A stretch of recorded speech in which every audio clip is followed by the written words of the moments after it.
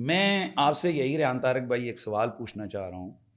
جس طرح آپ نے کہا ہے آپ کے کتنی انکم ہے, آپ کیا کرتے ہیں, ہمارے پاکستان کے اندر جو صحافی ہیں اربوں روپے کے مالک ہیں, جو میری چند ایک صحافیوں کو میں جانتا ہوں. جیلس ہو رہے ہیں ہم؟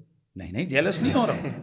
میں حقیقت بیان کر رہا ہوں کہ کیا کبھی ان سے کسی نے پوچھنے کی کوشش کی ہے کہ بھائی آپ کی تنخواہ اتنی ہے, آپ کا خرچہ اتنا ہے, لیجری لائف ہے آپ کی, آپ کے اتنے بیرون ملک کے دورے ہیں, یہ اتنا, یہ آپ کے پاس یہ ایسیٹس کہاں سے آئیں, بیرون ملک اربوں روپے آپ لے کر گئے. اصل پرابلم یہ ہے کہ ہمیں ان سے پوچھنے چاہیے جن کے ہیں. جی, تو میں یہی کہنا چاہ رہا ہوں کہ پاکستان میں الحمدللہ یہ جو آپ نے بات کی ہے نا, یہ وہی مرزا صاحب کا سٹائل ہے کہ کہیں کسی دور دیہات کے اندر کوئی ایک جاہل عامل اور پیر جو ہے نا وہ سجدے کروا رہا ہے, یا کوئی عالم دین کسی استغفر اللہ معاذ اللہ کہیں غلط حرکت اس کی رپورٹ ہو گئی, FIR ہو گئی, تو اس کو سامنے رکھ کر وہ جو لاکھوں علماء اور لاکھوں مدارس پڑھانے والے لوگ ہیں ان سب کی کیریکٹر اسسینیشن میں کر دی. تو یہ آپ نے بھی وہی کیا کہ ایک امام صاحب کہتا ہے کہ آپ آگے آؤ.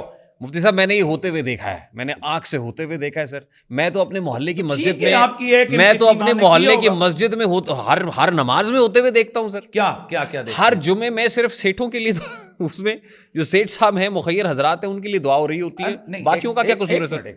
ایک منٹ, آپ نے مثلاً میں نے ایک اپیل کی کہ میری مسجد کو یہاں اس صفوں کی ضرورت ہے.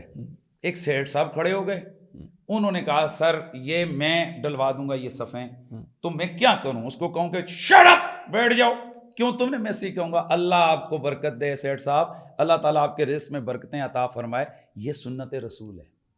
ٹھیک ہے, تو اگر سیٹ مسجد کی خدمت کرتا ہے تو اس کے لیے دعا بھی ہوگی, اور اگلی صف میں کھڑے ہونا بھی اسی کا حق ہے. نہیں, ایسا ہوتا ہی نہیں ہے. میں آپ کی بالکل, یہ آپ کی کہیں آئے کسی جاہل کسی جناب والا بندے کی بات, چلے آپ ہمیں جاہل کہہ لیں سر, لیکن آپ کی نہیں جی, کسی جاہل جس امام کی آپ بات کر رہے ہیں, کوئی جاہل بندہ ہوگا